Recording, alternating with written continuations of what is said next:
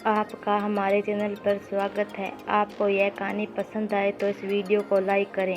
सास बहू का झगड़ा। अविनाश, तुम कब मेरी बात सुनोगे? आखिर मैं तुम्हारी पत्नी हूँ, काव्य ने गुस्से से अविनाश से कहा। अविनाश बिना बोले घर से बाहर निकल गया। अभी 6 दिन होता है। काव्य अपनी सास सुलोचना की बहुत इज्जत करती थी, लेकिन सुलोचना जी हमेशा उसे नीचा दिखाने की कोशिश में लगी रहती थी। आज भी वह काव्य ने सुबह जल्दी उठकर नाश्ता बनाया। अविनाश को सूजी का हलवा बहुत पसंद था, इसलिए उसने नाश्ते के साथ रबड़ी बनाकर सभी को परोस दिया।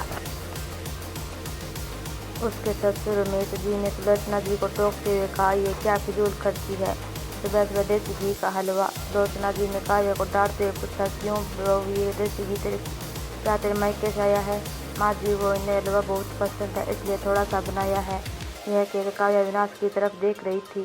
शायद वो कुछ बोले, तभी सुलोचना जी ने कहा, मैं सब जानती हूँ, मेरे बेटे का बहाना करके खुद खाने का मन होगा। अविनाश चुपचाप नाश्ता करते हुए रहे। काव्य की आंखों से आंसू झलक गए। इससे ज़्यादा बुरा तब लगा जब अविनाश बिना हलवा खाए ही ऑफिस के लिए चल दिए। काव्य घर का काम समेटने में लग गई। इधर सुलोचना जी बाहर ड्राइविंग रूम में बैठे कर गड़बड़ाती रही। काम करके काव्य अपने कमरे में जाकर रोने लगी।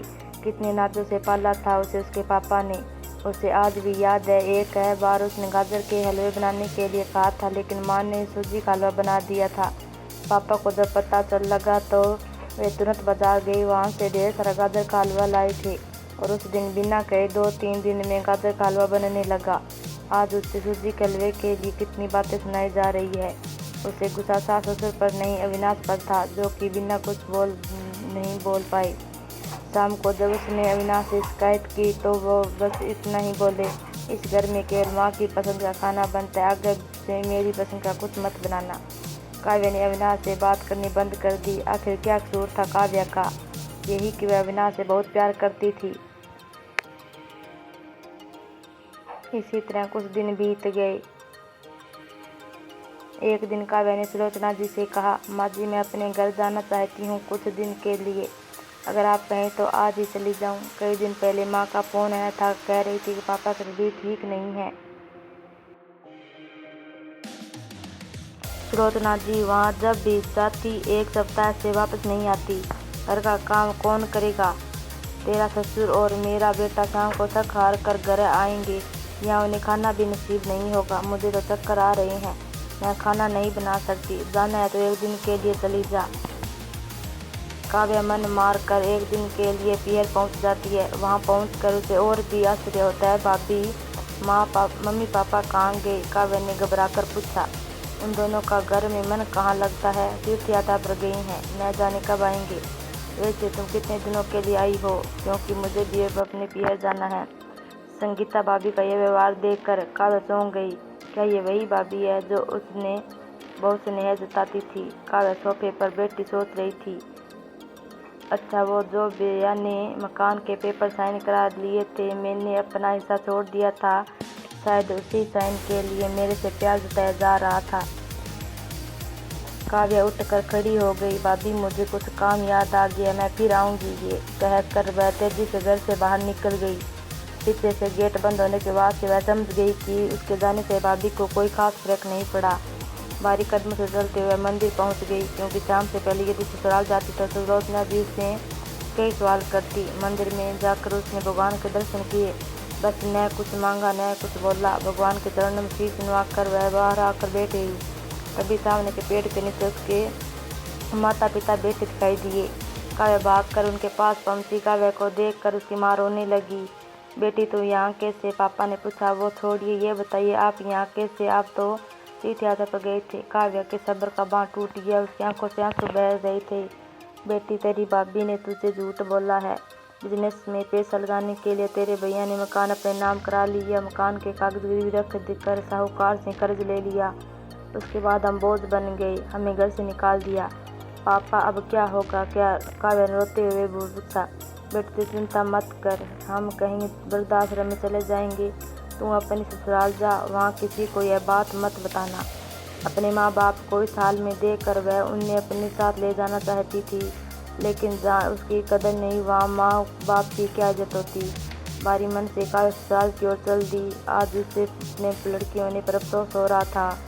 काश वो अपने माता पिता के लिए कुछ कर पाती। घर आकर उसने बहुत मुश्किल से घर का काम निपटाया। उसके बाद अपने कमरे में जाकर गुमसुम हो बैठ गई। उसकी आंखों से आंसू बह रहे थे। अविनाश अपने ऑफिस के काम में लगे हुए थे। सभी सोने आए तो काव्य से पूछ बैठे, क्या बात है, आज फिर माँ की कोई बात बुरी लग गई जो आंसू बह रहे हो।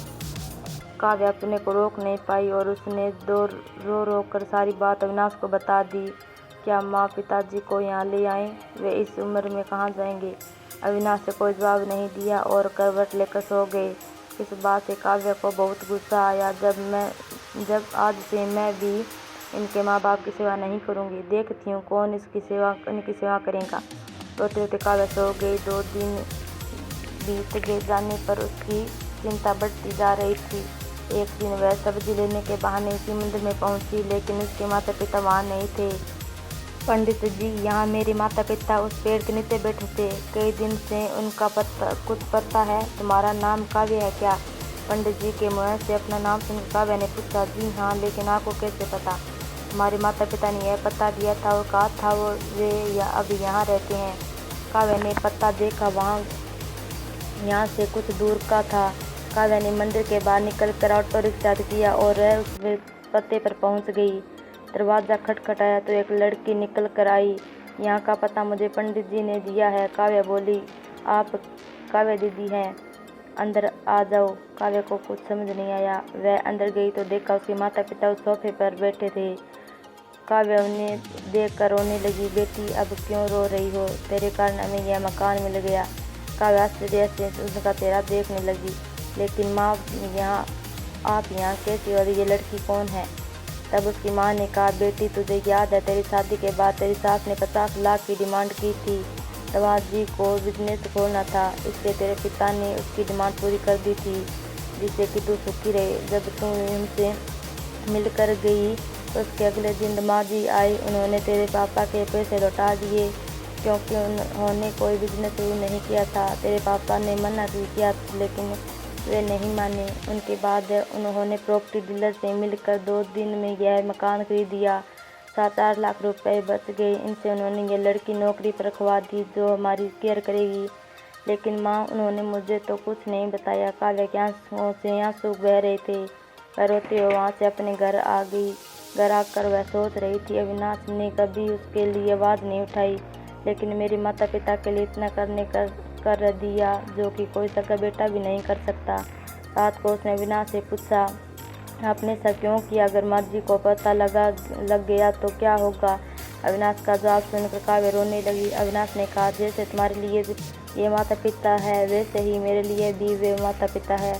मैंने पैसे लेते समय यही सोच लिया था कि एक दिन ब्याज के साथ सारे पैसे लौटा दूंगा, लेकिन जब बिजनेस शुरू नहीं हो पाया तो मैं इन पैसों को अपने पास रख कर सही समय आने का इंतजार कर रहा था। अगर मैं तुम्हारे माता पिता को अपने घर ले आता तो उनका आत्मसम्मान हर दिन उन्हें धिक्कारता। बेटी के घर में रहना पसंद नहीं करते, ये अपमानित न हो, इसलिए मैंने ये सब किया। अविनाश, मुझे माफ़ कर दो, आज तक मैं तुम्हें गलत समझती रही। तभी पीछे खड़ी सुलोचना जी बोली, बेटी, वह पैसा हमने उधार लिया था, वह तुम्हारे पिता की अमानत थी। मैंने और अविनाश ने पहले ही फैसला किया था कि ब्याज के साथ है तुम्हारे पैसे लौटा देंगे। चल अब सो जा, सुबह नाश्ता टाइम पर नहीं बना तो अच्छा नहीं होगा। उसकी बात सुनकर काव्य अविनाश सुलोचना जोर जोर से हंसने लगे।